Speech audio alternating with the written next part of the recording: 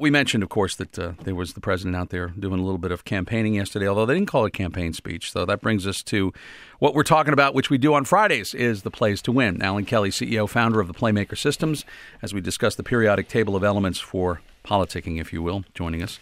Welcome back. Good morning. How are you? Glad to be back in the studio again. Good. Are you feeling better? You had a little cold last week. Yeah, it may be that. Now it's the allergies. Oh, man, it's crazy, isn't it? Oh, yeah. We're going to die of allergies and heat. It's coming. Cherry blossoms.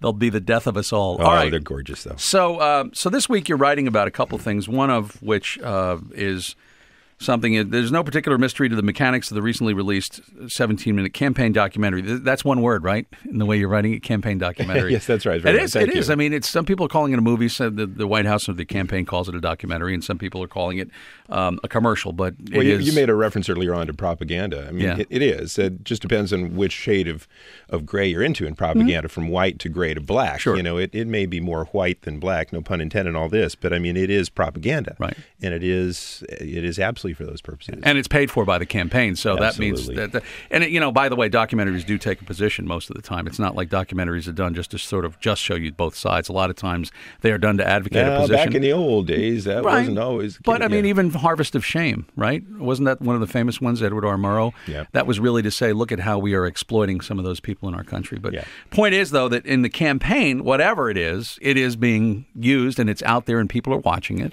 And it's the technique that's being used, and there are parts of it that you think are illustrative of plays for the presidency. Well, sure. I think you can break this down.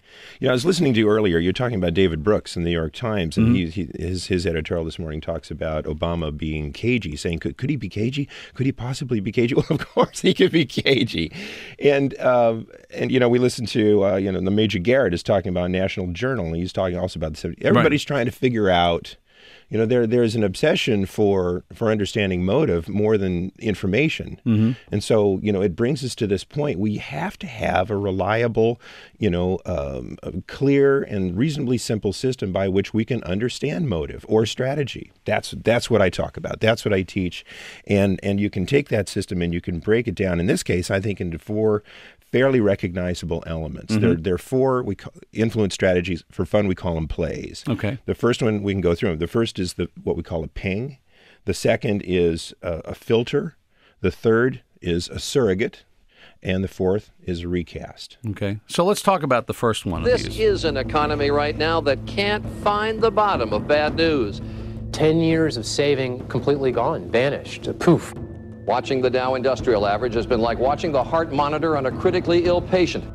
All right, that's Charlie Gibson from ABC, by the way, in the background. And so that's a ping? That's the opener. Mm-hmm. Yeah. We need the clip from Hunt for Red October. Ping, one ping only. Shirley, one ping only. Oh, good. That's really good. But it's simply a word. We could call it anything. But what it is it's a subtle reference that is sort of deniable, and yet it makes the point. It's Alan Greenspan saying in a 4,300-word speech, there were two words: irrational exuberance. Well, I don't think that's very funny, but I mean, it goes to the sort of insouciance, if you will, of Mr. Greenspan. Well, but what it is a subtle reference to try to make the point, and that's the play that this particular video opens with. Mm-hmm. They're not. You would think normally conventional wisdom. Okay, let's go out and celebrate the candidate. This is Super Mario, Super Obama. This is the caped crusader of our time. But instead, they open with this really dark, thing that even have shades of some sort of nuclear winter. Mm-hmm.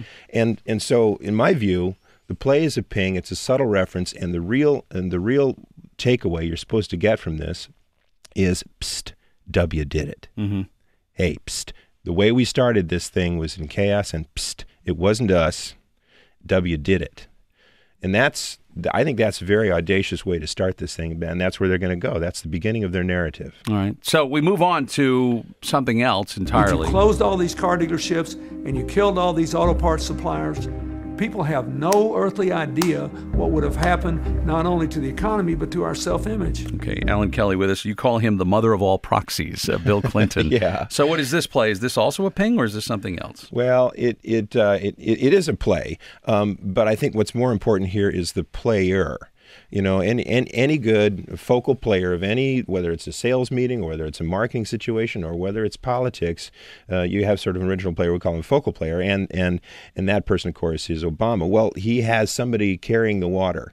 And it's in the very powerful form of Bill Clinton speaking very intimately, president to president, so he's Bubba doing his thing for Obama. And we also have the chief of staff featured in here. A lot of conventional wisdom wanted to do what Mitt Romney did. Let it go. Can't be saved.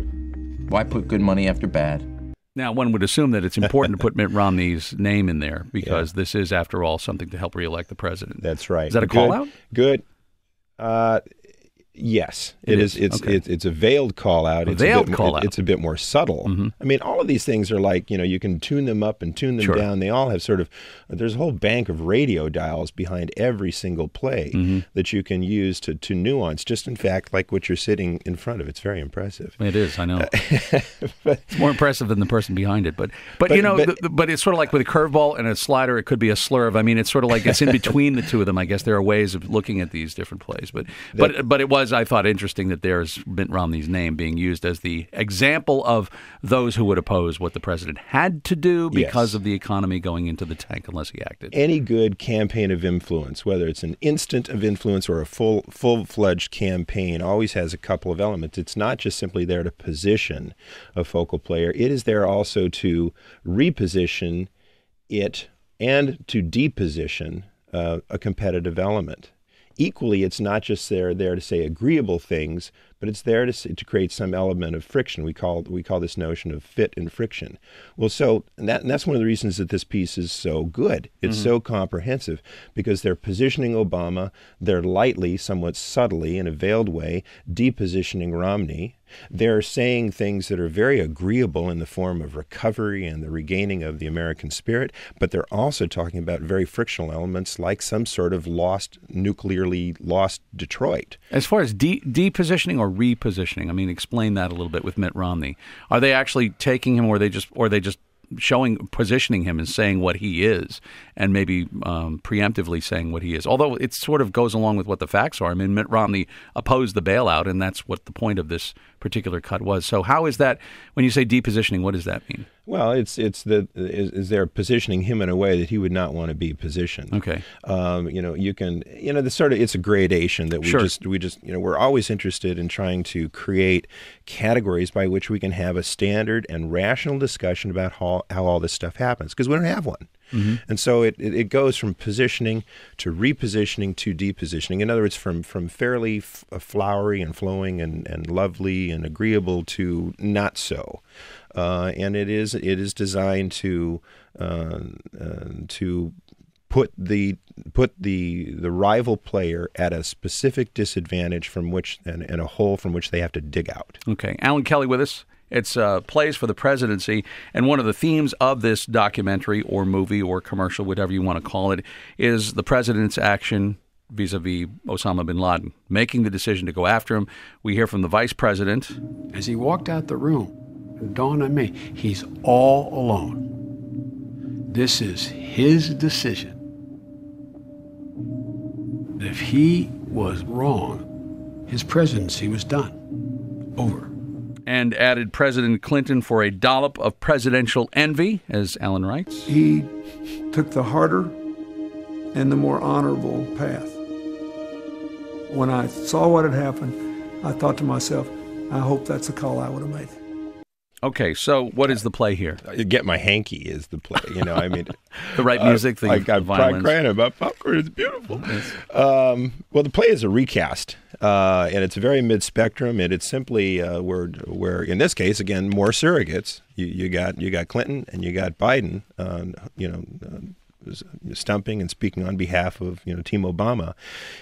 Biden is giving his very particular version of how he saw the decision moment go down. Mm-hmm. He could say it in so many different ways, and it's all facts. All the information is there, but he's flipping it in a way that makes sense to him and which is preferential to the agenda Team Obama or this particular video. I can understand where he's coming from for those of us who remember the failed mission that Jimmy Carter authorized to rescue the hostages in Iran. Yes. And then we saw those bodies of those who had been trying to rescue the crashed helicopter. It was a terrible PR loss. It was a loss of life. It was just a mess.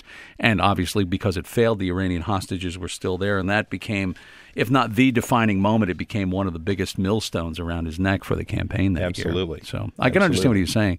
So give us the grade for this movie as far as how the plays are made. Well, absolutely, it's an A. I mean, again, we're seeing for the your first equation time though, PG plus FL plus SN plus RC. Give us what that means, calculus professor. Well, yeah, that I did not do well in school, but.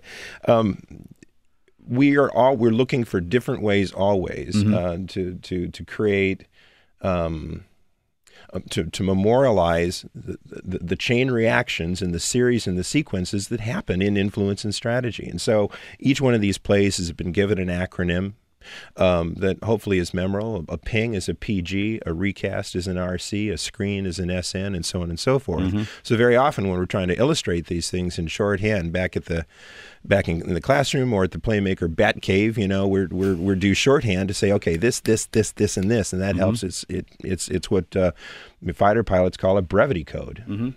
And does the beaker ever blow up after you put all the ingredients into it? It's an explosion. No, it's great. It's interesting because now we've looked at it from the standpoint of the strategy that's part of it. It's 17 minutes. It packs a lot. And you're right. It is an effective piece of cinema. The question is whether or not it will do what it needs to do. And you mentioned the Major Garrett piece. I recommended it this morning because I just thought it was a really good look, an interesting look at it. Well, I think we're going to get into video wars. We got the Paul Ryan thing. There's Game Change out there. We're going to start seeing these beautifully contained, compartmentalized things which go over the internet, and this is only the beginning. You are 8 months before the election, and you ain't seen nothing yet, I think, is probably what we'll see. Okay, plays2run.com, PLAYS2, the numeral 2run.com. See you next week.